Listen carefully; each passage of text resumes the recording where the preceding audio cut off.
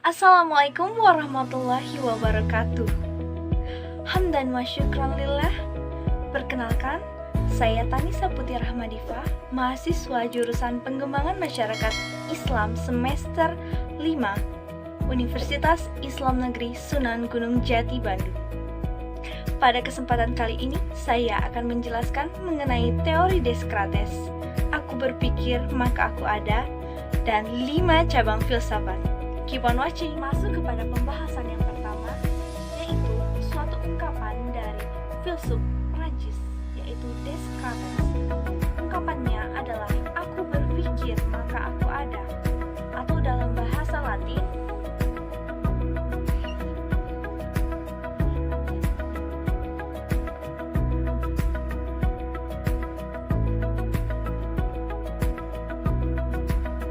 cogito ergo sum, yang artinya aku berpikir maka aku ada.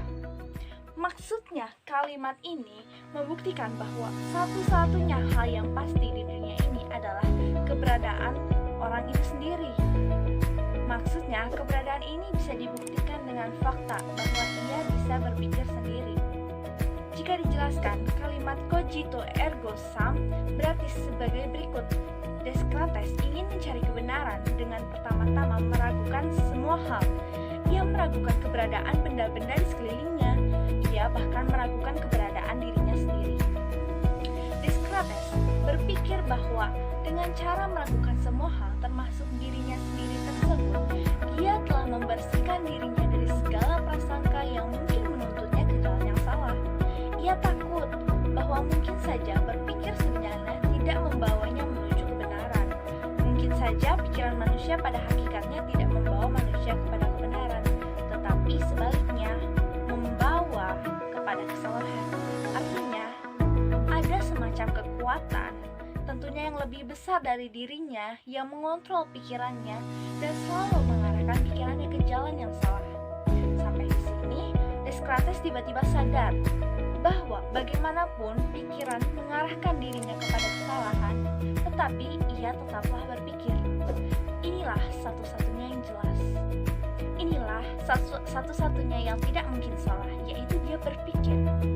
Maksudnya, di sini adalah tak mungkin kekuatan tadi membuat kalimat ketika berpikir, sayalah yang berpikir. Dengan demikian, Descartes sampai pada kesimpulan bahwa ketika ia berpikir, maka ia ada, atau dalam bahasa Latinnya cogito ergo sum, aku berpikir maka aku ada.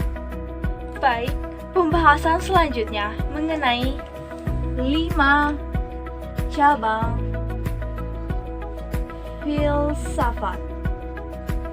Di antaranya adalah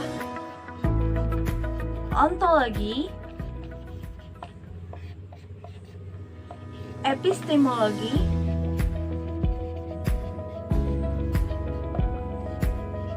aksiologi,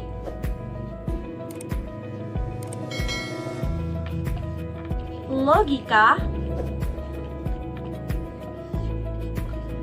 dan metafisika.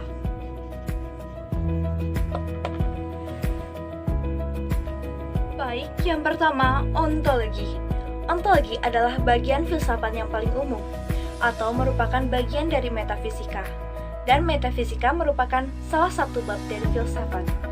Ontologi adalah ilmu hakikat yang menyelidiki alam nyata ini dan bagaimana keadaan yang sebenarnya. Objek telaah ontologi adalah yang ada tidak terikat pada suatu perwujudan tertentu. Ontologi membahas tentang yang ada secara universal, yaitu berusaha mencari inti yang dimuat setiap kenyataan yang meliputi segala realitas dalam semua bentuknya. Selanjutnya, epistemologi. Epistemologi adalah ilmu yang membahas secara mendalam segenap proses penyusunan pengetahuan yang benar. Kajian epistemologi membahas tentang bagaimana proses mendapatkan ilmu pengetahuan, hal-hal apakah yang harus diperhatikan agar mendapatkan pengetahuan yang benar, apa yang disebut kebenaran dan apa kriterianya. Objek telaah epistemologi adalah mempertanyakan bagaimana sesuatu itu datang. Bagaimana kita mengetahuinya? Bagaimana kita membedakannya dengan yang lainnya? Jadi, berkenaan dengan situasi dan kondisi, ruang, serta waktu mengenai sesuatu hal. Selanjutnya, aksiologi. Aksiologi adalah ilmu pengetahuan yang menyelidiki hakikat nilai yang ditinjau dari sudut kefilsafatan. Sampailah pembahasan kita kepada sebuah pertanyaan. Apakah kegunaan ilmu itu bagi kita? Tak dapat dipungkiri bahwa ilmu telah banyak mengubah dunia dalam memberantas berbagai termasuk penyakit kelaparan, kemiskinan, dan berbagai wajah kehidupan yang duka. Namun, apakah hal itu selalu demikian? Ilmu selalu merupakan berkat dan penyelamat bagi manusia. Seperti mempelajari atom, kita bisa memanfaatkan wujud tersebut sebagai sumber energi bagi keselamatan manusia. Tetapi, di pihak lain bisa juga berakibat sebaliknya, yakni membawa manusia kepada penciptaan bom atom yang menimbulkan malapetaka. Jadi, yang menjadi landasan dalam tataran aksiologi adalah untuk apa pengetahuan itu digunakan, bagaimana hubungan penggunaan ilmiah dengan moral etika, bagaimana penentuan objek yang diteliti secara moral, bagaimana kaitan prosedur ilmiah dan metode ilmiah dengan kaitan. Selanjutnya, logika adalah cabang filsafat yang menyelidiki lurus tidaknya pemikiran kita. Lapangan dalam logika adalah asas-asas yang menentukan pemikiran yang lurus, tepat, dan sehat.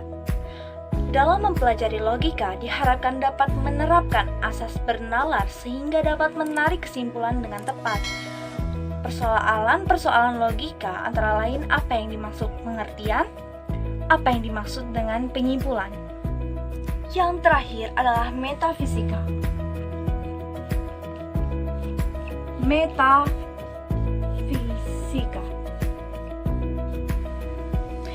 Metafisika adalah cabang filsafat yang membicarakan tentang yang ada. Metafisika membicarakan sesuatu di balik yang nampak. Dengan belajar metafisika, orang akan mengenal Tuhannya dan mengetahui berbagai aliran dalam metafisika. Metafisika membicarakan segala sesuatu yang dianggap ada, mempersoalkan hakikat. Hakikat di sini tak dapat dijangkau oleh panca indera karena tak terbentuk berupa berwaktu dan bertempat. Dengan mempelajari hakikat, kita dapat memperoleh pengetahuan dan dapat menjawab pertanyaan tentang apa hakikat ilmu itu. Demikian yang dapat saya sampaikan, semoga bermanfaat. Billahi taufiq wal hidayah. Wassalamualaikum warahmatullahi wabarakatuh.